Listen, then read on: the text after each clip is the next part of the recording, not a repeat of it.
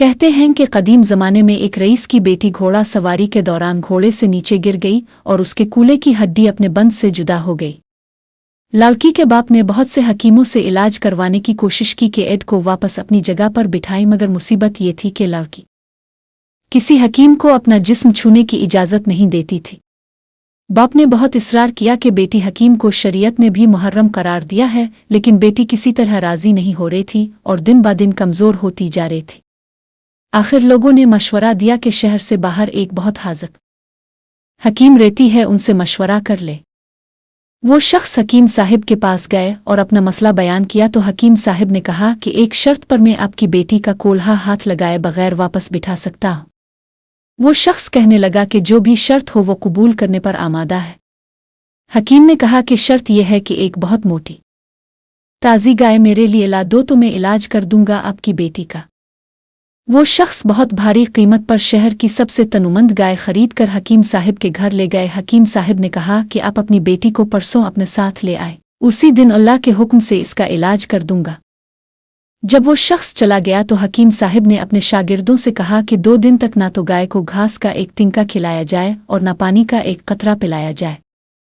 शागिर्द हैरान हुए कि आतिन तनुमंद गाय 2 दिन में भूख और प्यास से मर ना जाए, लेकिन चूंकि उस्ताद का हुक्म था इसलिए तामील के सवा कोई चारा ना था। 2 दिन तक गाय भूख और प्यास की शद्दत से बहुत कमज़ोर हो गई। दोपहर के वक्त वादे के मुताबिक वो शख्स अपनी बेटी को चारपाई पर डालकर हकीम साहिब के पास ले आया। हकीम ने लड़की के वालिद से कहा कि अपनी बेटी को गाय की पीठ पर बिठा ले। सब बहुत हैरान हुए, लेकिन हुक्म मानने के अलावा और कोई रास्ता न था। लड़की को गाय की पीठ पर बिठा दिया गया। अब हकीम साहिब ने अपने शागिर्दों से कहा कि लड़की के दोनों पांव गाय के पेट के गिर्द रस्सों से बांध दे। ये काम होने के बाद हकीम साहिब ने शागिर्दों से कहा कि अब गाय के सामने घास और दूसरी खुराक डाल दो।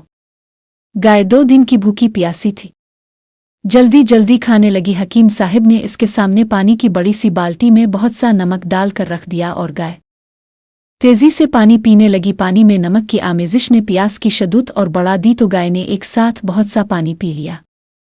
घास और पानी ने गाय का पेट पायलाना शुरू कर दिया और लड़की की टांगें पर दबाव इतना बढ़ा कि वो चीखने लग गई। अचानक खड़ाक की आवाज़ आई और लड़की शद्दत दर्द से बेअविश हो गई। हकीम साहिब ने लड़की को गाय से आतरवा कर उसके वालिद से कहा कि आपकी बेटी के कूल्हे की एड अपनी जगह पर वापस बैठ गई है और ये गाय आज से मेरी है। ये कोई और नहीं हकीम बो अली सीना थे, जिनका नाम बाद में चहारदान आलम में मशहूर हो गया। मनकूल।